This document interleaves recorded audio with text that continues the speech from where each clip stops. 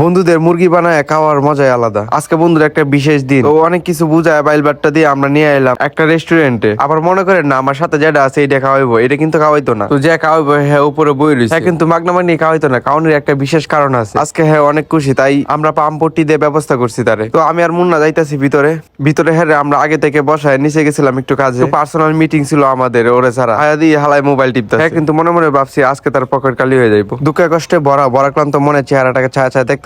ইস বেচারা আজকে কি চিপাটার মাঝেই না পড়লো।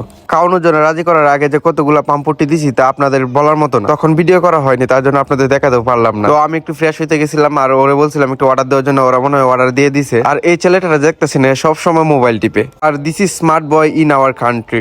না না না মুখ ফসকে একটু ভুল বলে ফেলছি, আসলে she is very nice girl, she is looking like wow. আপনারা কেউ আর নজর দিয়েন না।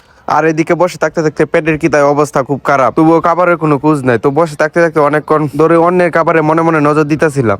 সাথে তো আমার সাথে দুইটা আছে, ওরাও খুব নজর দিতেছিল আর বলতেছিল খুব খিদা লাগছে, খাইতে হবে। তারা যারা এখনো পেজটাকে ফলো করে না তাড়াতাড়ি টিপ দিয়ে ফলো করে দিন, তাতে আপনার বাড়ির সম্পত্তি কমে যাইতো না। আর এদিকে মুন্না বলতেছে যে খিদা লাগছে কবে যে খাবার আইবো, ইস আমি তো পারতাছি না। পরে বৈশা থাকতে থাকতে হঠাৎ করে দিহি ওয়াটার ভাই আইছে, আয়া আমাদের খাবারের প্লেট গুলো সার্ভ করে গেল। না পাইরে আমি গেলাম ভাই খাবার কোন সময় আইবো, ভাই বললো আইতাছে 2 মিনিট। বলতে বলতে ভাই কাউন্ট নিয়ে দৌড়ে চলে আইছি। বাইরন তো আমরা কাবলা কাবলি করে লইয়া 1 মিনিটও দেরি না করে কোনো কথা ছাড়াই কাউন্ট শুরু করে দিছি, কারণ পেটের মাঝে অনেক খিদা শুধু আমার একলা না, সাইডে ফাইডে যেটি দেখতেছেন সবগুলো রয়েছে খিদা। আর হ্যাঁ কালি প্লেট লেগে কইতাছে আমার একটু দে আমিও খাই। খাওয়া দেখে মনে হইতাছে মনে হয় 10 দিন ধরে কেউ খায় না। একদিকে তো পেটের মাঝে খিদা আছেই, আরেকদিকে বিরিয়ানির গন্ধ 30 মিনিট পর্যন্ত বইয়া বইয়া নেওয়া যায় কত কষ্ট করে, এটা তো আপনারা বুঝে নেই। তো দেখতে দেখতে সব টানাটানি কইরা সব খাওয়া শেষ করে দিছে। পরে বাইরে হইলো কাওয়ানির আসল উৎস।